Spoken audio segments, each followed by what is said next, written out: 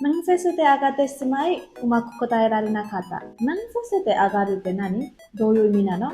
皆さんこんにちは。75 by モッピーのモッピーです。今日は上がるのいろいろな意味について説明させていただきたいです。上がるမှာကသူ့ရဲ့အရှိကနောင်ပုံမူတည်ပြီးတော့မပြိုအတိတ်ပဲအမျိုးမျိုးရှိရပေါ့နော်။အဲ့ဒီအတိတ်ပဲအမျိုးမျိုးတွေကမှဘုံကိုမပြည့်တဲ့သူလေ့လာကြည့်ကြရအောင်နော်။မန်ဆက်ဆက်တဲ့အကတဲ့ရှင်မိုင်ဥမာခုကိုတိုင်းလာတဲ့နာခတာအင်တာဗျူးမှာစိတ်လှုပ်ရှားပြီးတော့ပေါ့နော်။ကောင်းကောင်းမဖြေဆိုနိုင်ခဲ့ဘူး။ဒီမှာသုံးတဲ့အာကာရကကြတော့စိတ်လှုပ်ရှားတယ်ဆိုတဲ့အတိတ်ပဲအနေနဲ့သုံးတာ။မိတ်လုံးပြောတဲ့အခါမှာအထက်လူကြီးတွေဆရာတွေရှေ့မှာစိတ်လှုပ်ရှားတဲ့အခါမျိုးခုမှစတွေ့ဘူးတဲ့စိတ်မငြင်းသေးတဲ့လူတွေရှေ့မှာစိတ်လှုပ်ရှားတဲ့အခြေအနေမျိုးမှာဆိုရင်လေအာကာရတွေကိုသုံးလို့ရပါတယ်။အမေကအာကာတာဒေခခင်မှာရှော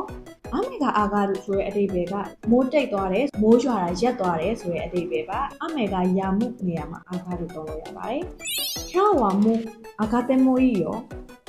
အာကာတဲမိုးကြီးရောဒီနေ့ကတော့ဒီလောက်နဲ့ပဲအလုပ်ဆင်းလို့ရပြီဆိုတဲ့အတိတ်ပဲပါဘဝဒီနဲ့တူပင်မဲ့လုပ်ငန်းဆောင်တာတွေအလုပ်တွေရဲ့တစ်စိတ်တစ်ပိုင်းပြီးဆုံးသွားတဲ့အခြေအနေမျိုးမှာအာကာရကိုသုံးပါတယ်ဒီဥပမာလေးကိုကြည့်ကြည့်လိုက်ကြရအောင်ရှင်းကျင်းတော့ဟုတ်အာကာတမိတိုက်ရောဝန်ထမ်းအသစ်ကလေးကအလုပ်ဆင်းသွားတဲ့ပုံပဲနော်အာကာရには